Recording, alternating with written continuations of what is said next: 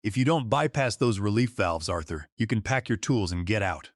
Those were the last words my new general manager Trevor Vance screamed at me. 2 hours later, the main smokestacks of Green Bay pulp and paper went dead cold, and Trevor was on his knees.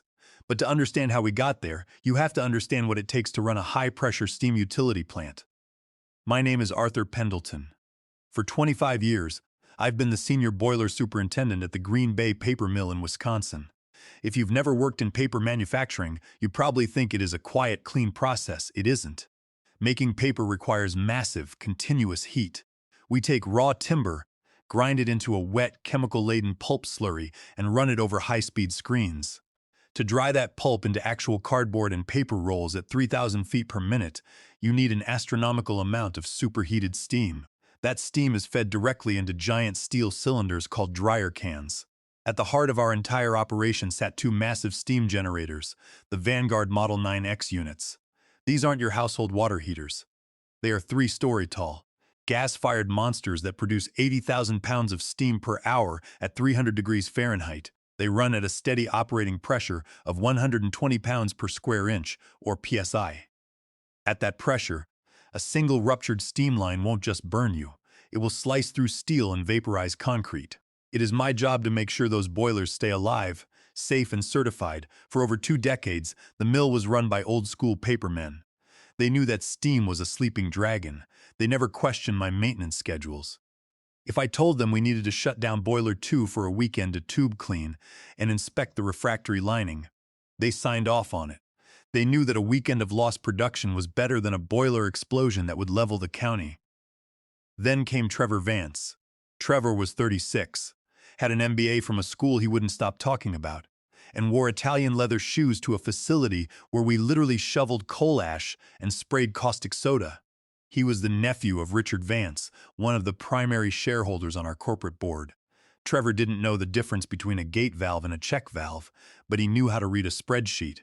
And in his mind, my utility department was nothing but a giant black hole sucking up corporate profits.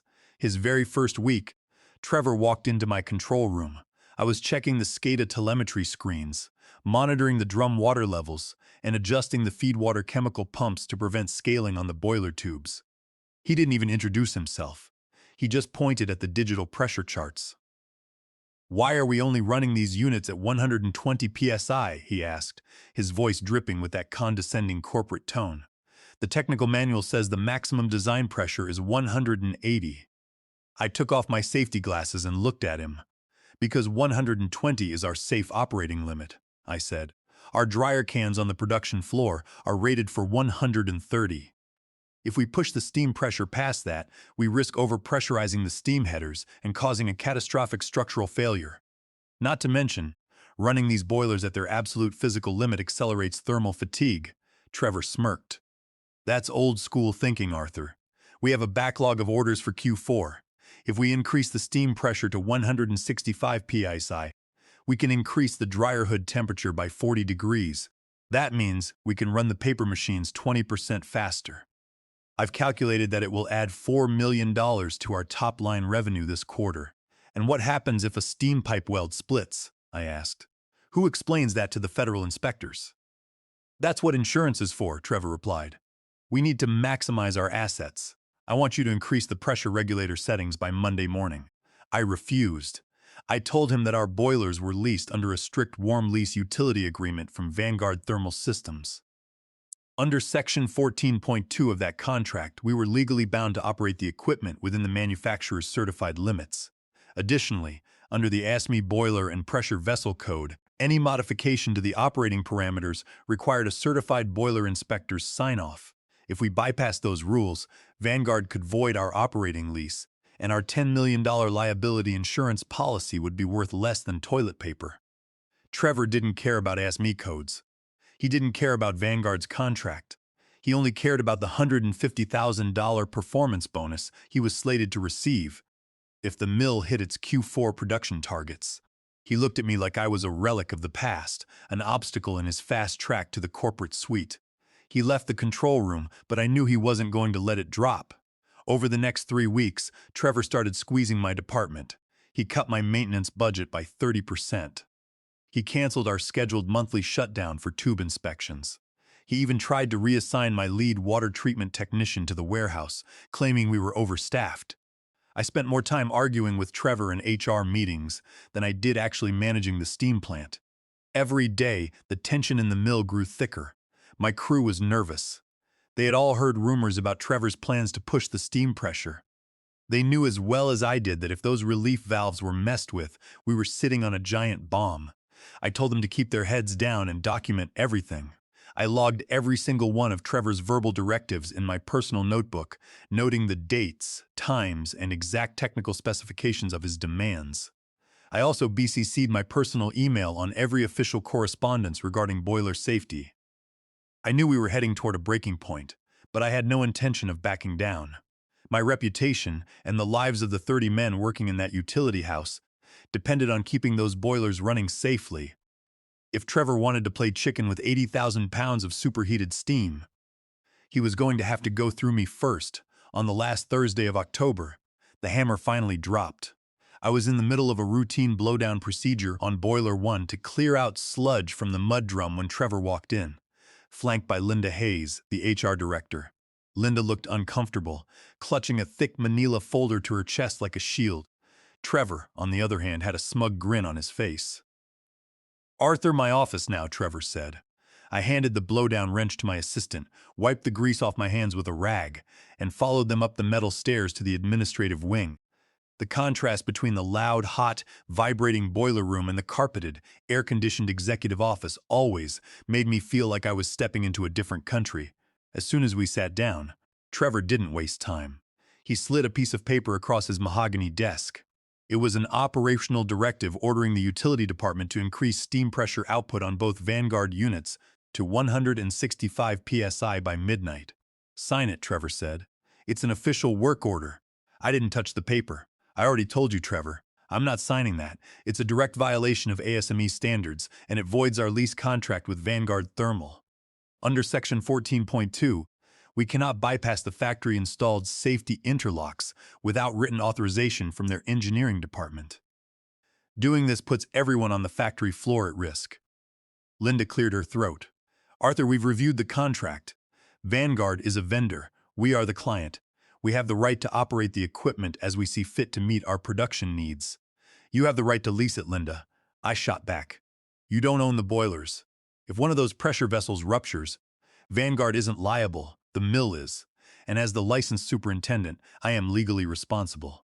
If I sign this order, I am personally committing a federal safety violation." Trevor leaned forward, placing his hands flat on the desk.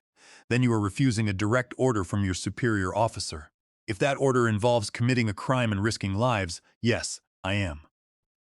Trevor looked at Linda, nodded, and then pulled another document from his drawer. "I thought you might say that. You're done, Arthur. We are terminating your employment immediately. For cause." I looked at the document. It was a termination letter citing gross insubordination, refusal to perform core job duties, and creating a hostile work environment. Because it was a termination for cause, it stripped me of my 26 weeks of severance pay. Worse, it was designed to block the vesting of my final tranche of corporate stock options, which were worth roughly $80,000 and were set to vest in exactly 45 days. "You can't do this, Trevor," I said, keeping my voice level. "Wisconsin may be an at-will employment state, but my contract has a key man clause. You need 30 days' notice to terminate a licensed boiler operator unless there is documented gross negligence." "We have your refusal to sign this operational directive," Trevor said, tapping the paper. "That is gross insubordination. We've already contacted the state licensing board to report your refusal to perform your duties. You can pack your personal belongings. Ryan Vance will be taking over as the acting superintendent." "Ryan Vance?" I almost laughed. "Your nephew?" "The kid has a Class 3 low-pressure license. He's only qualified to run commercial heating systems.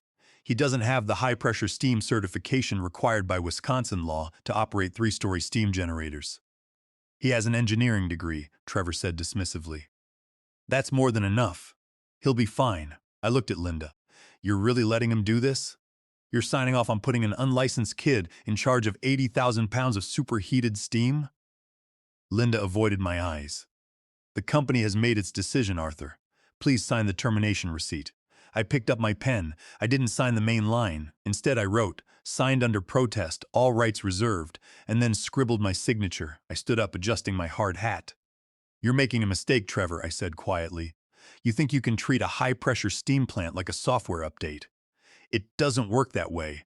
When these boilers reject your overrides, don't call me." I walked out of his office and went back down to the boiler house. My crew was waiting. Word travels fast in a mill, and they already knew what had happened. Several of them looked angry, others looked terrified.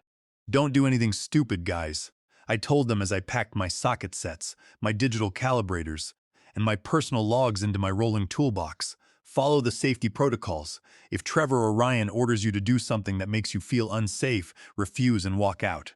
Your lives are worth more than this place." I loaded my toolbox into the back of my pickup truck. As I drove out of the parking lot, I felt a strange mix of anger and calm. For 25 years, my life had been tied to the hum of those boilers. Now I was locked out. But as I looked in my rearview mirror at the massive smokestacks, I knew one thing for certain. Trevor Vance had no idea what he had just unleashed. He thought he had won. He thought he had cleared the obstacle to his big bonus. In reality, he had just removed the only safety valve keeping his entire career from blowing sky high. I spent the next morning in my garage, cleaning my old tools and drinking coffee. It felt weird not waking up at 5 to check the steam drum charts, but I knew I wouldn't be idle for long. I had already forwarded my personal safety logs and copies of my emails to my attorney, and I had also sent a courtesy notification to Sarah Jenkins at Vanguard Thermal Systems, letting her know I was no longer the licensed superintendent on record. Back at the mill, Trevor and his nephew Ryan wasted no time. As my old assistant, Mark, told me later, Ryan showed up at the boiler house wearing a brand new hard hat without a single scratch on it. He spent his first 2 hours staring at the SCADA terminal, looking like a teenager trying to pilot a commercial airliner. He didn't know how to read the boiler draft pressure, and he had no idea how to manage the oxygen-to-gas ratio in the burner assembly.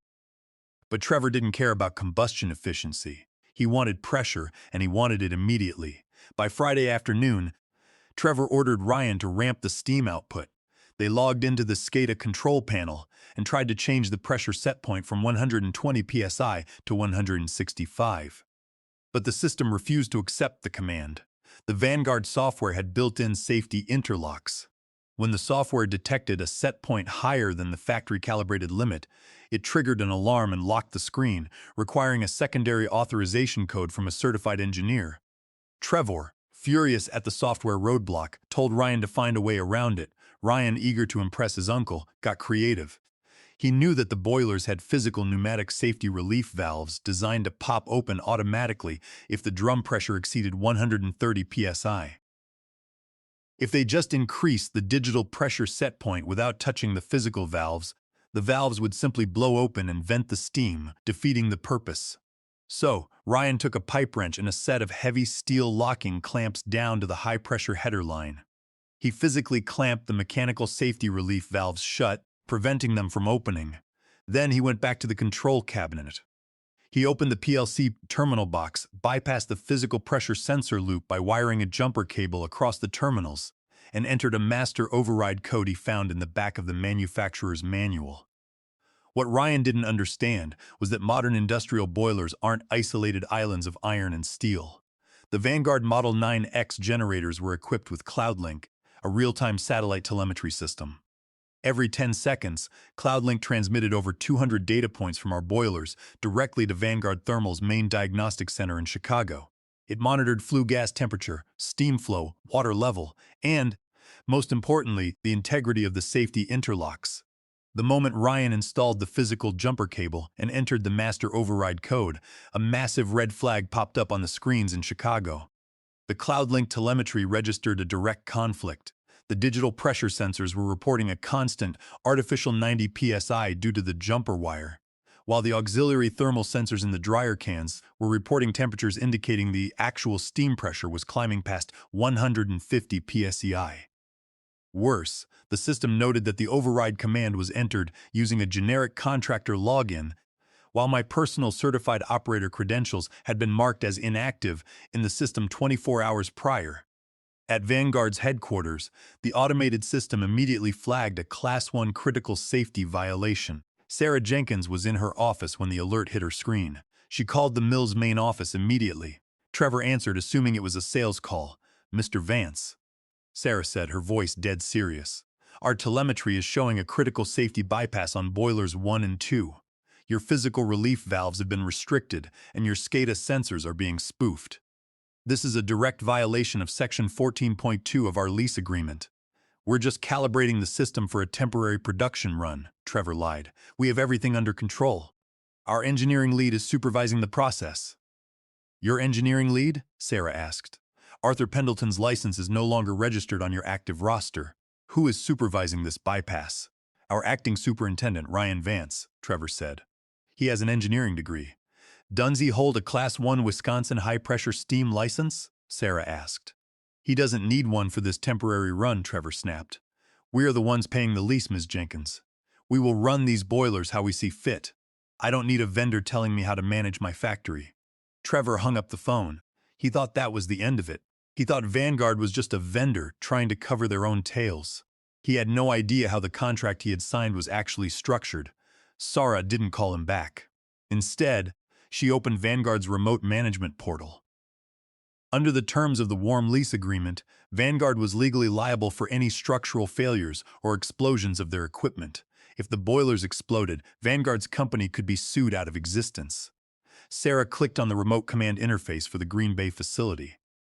She entered her administrator credentials, bypassed the local SCADA panel entirely, and initiated a remote lockout sequence deep inside the boiler house. The Vanguard CloudLink receiver received the encrypted satellite command. The onboard PLC immediately cut the electrical signal to the gas safety shutoff valves. The massive gas burners, which had been roaring at full capacity, instantly went silent. At the same time, the system opened the auxiliary vent stack valves, sending a deafening roar of escaping steam straight up into the Wisconsin sky. When 80,000 pounds of superheated steam is suddenly vented into the air, it sounds like a jet engine taking off inside a closed room. On the production floor, the speed of the line was at full throttle. Within seconds of the boiler shutting down, the temperature in the dryer hood plummeted. The wet paper web, which was moving at 30 miles an hour, didn't dry. It instantly turned into a soggy gray mush that clogged the press rollers, wrapping around the massive steel cylinders like wet papier-mâché. The machines groaned, safety sensors tripped, and the entire assembly line ground to an emergency halt. The main production floor was in absolute chaos. Over 200 workers stood around, watching the steam cloud rise above the facility, wondering what had happened. Up in the administrative offices, the sirens were blaring. Trevor Vance ran down to the boiler house, his leather shoes slipping on the wet concrete. He found his nephew Ryan frantically pushing buttons on the SCADA console, which was flashing a solid bright red screen with the words, "System lockout, contact lesser, what did you do?" Trevor screamed over the noise of the emergency sirens, "Get the burners back on, I can't!" Ryan yelled back, his face pale and covered in sweat. "The gas valves aren't receiving power. The PLC is locked. None of my bypass codes are working. The satellite link is showing a remote command block. Bypass the PLC," Trevor ordered. "Wire the valves directly to the mains." "I can't do that," Ryan stammered. "If I jump the gas valves directly and we have another overpressure event without the relief valves, the whole burner housing will blow. I'm not going to jail for this." Trevor, panicking as he realized the mill was losing $85,000 every hour the machines were down, grabbed his phone. He called a local industrial automation contractor, demanding they send an engineer immediately to crack the SCADA lockout. The contractor's dispatcher took one look at the system description and refused. "If Vanguard has placed a remote safety lockout on that equipment, we can't touch it," the dispatcher told Trevor. "That's a licensed utility system. Touching it without the lessor's authorization is a federal crime, and it would void our own company's liability insurance." Call Vanguard. Trevor didn't want to call Vanguard. He knew that calling Vanguard meant admitting he had violated the lease agreement.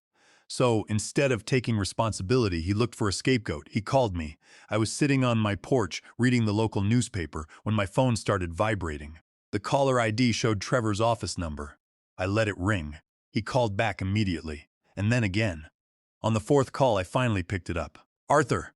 Trevor screamed, his voice cracked with rage. "What did you do to my boilers? You sabotaged the software before you left, didn't you?" I took a slow sip of my coffee. I didn't do anything to your boilers, Trevor. I'm sitting on my porch 20 miles away. Don't play dumb with me, Trevor yelled. The SCADA screen is locked, the gas is cut, and the whole plant is down. We are losing almost $100,000 an hour. If you don't tell me how to bypass this lock right now, I will have the police at your door in 10 minutes. I'll sue you for every penny you've ever made. I let him finish his tantrum. Go ahead and call the sheriff, Trevor. I'm sure he'll love to hear how you fired a licensed boiler operator, put your unlicensed nephew in charge, and then used steel clamps to block the safety relief valves on an Ask Me regulated pressure vessel. I'm sure the local news would love that story too. How did you know about the clamps? Trevor gasped, his voice suddenly dropping an octave. Because I know how people like you think, I said. You think safety margins are just suggestions. I didn't lock you out, Trevor. Vanguard did. Their CloudLink system monitored your nephew wiring jumpers across the PLC and clamping the mechanical relief valves shut. They remote-killed the burners to protect their $4 million assets from blowing up. You need to come back here and fix this, Trevor demanded, his arrogance returning. We'll pay you your standard hourly wage to sign off on the safety clearance.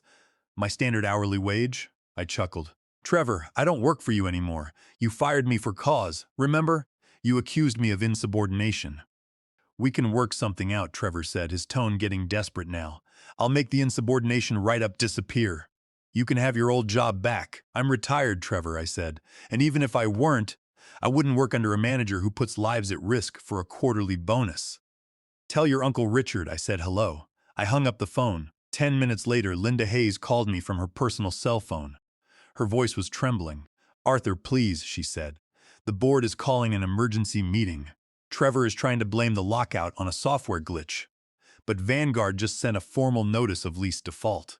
They're threatening to send flatbeds to repossess the boilers by Monday morning if we can't show a certified Class 1 operator is on site to manage the system. If they take the boilers, the mill will have to close down for months. 200 people will lose their jobs. I feel for the crew, Linda, I said, but you and Trevor signed my termination papers. You wanted to play corporate games to save a few $1,000s on my stock options. Now, you have to deal with the consequences of those games. What do you want, Arthur? Linda asked quietly. I want what's mine, I said, and I want it in writing.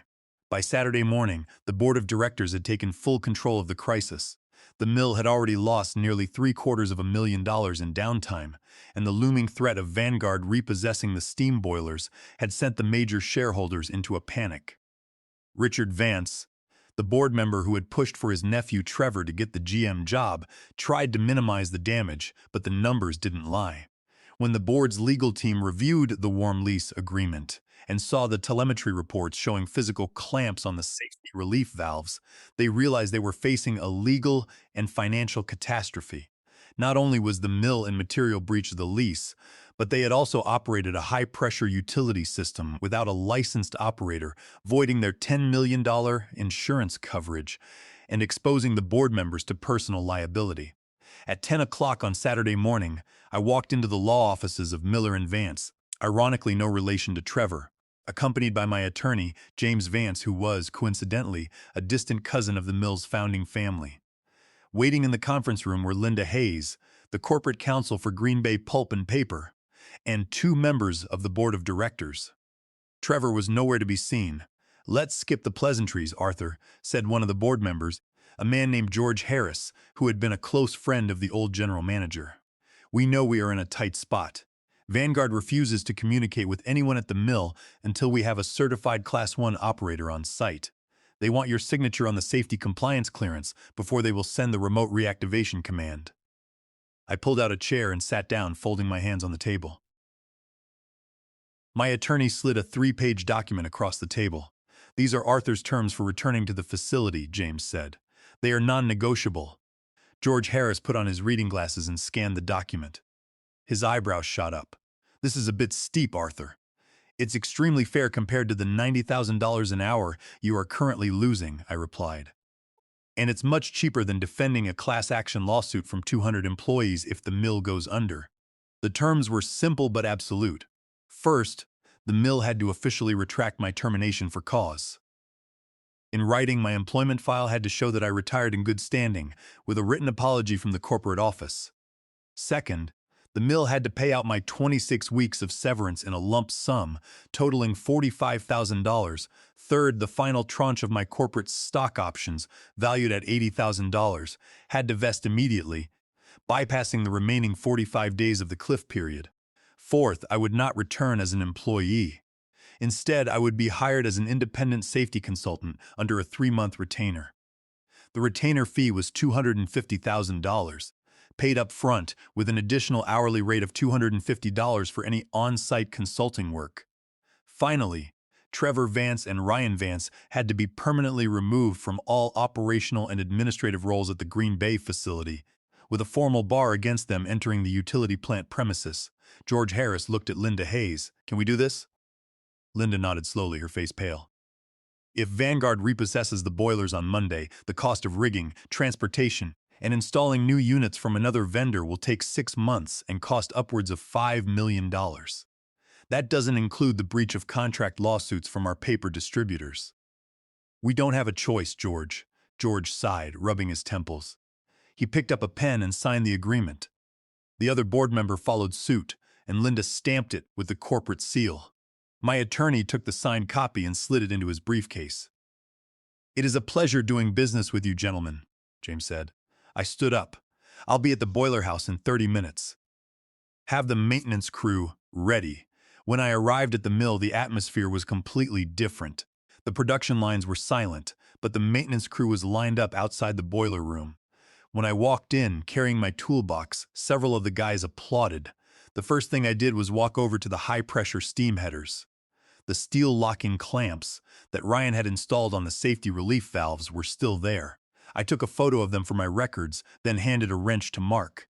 "Get those clamps off," I said, "and inspect the valve stems for any scoring or damage.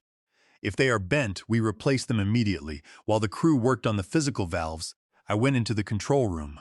The SCADA screen was still flashing red. I opened my laptop and connected it to the PLC interface. I ran a diagnostic sweep of the safety loops, ensuring that the jumpers Ryan had installed were completely removed, and that the sensor calibrations were back to their baseline. Once the physical safety inspections were complete, I called Sarah Jenkins at Vanguard Thermal Systems. "Sarah, it's Arthur," I said. "I'm back on site. The system is clear. The physical relief valves have been inspected, the clamps are removed, and the SCADA safety loops are fully restored. I'm entering my operator license number into the telemetry terminal now." I typed my Class 1 license credentials into the digital console. The system verified the signature, showing a green check mark next to my name. "Good to have you back, Arthur," Sarah said. "I'm sending the reactivation command now. Keep an eye on those burner valves."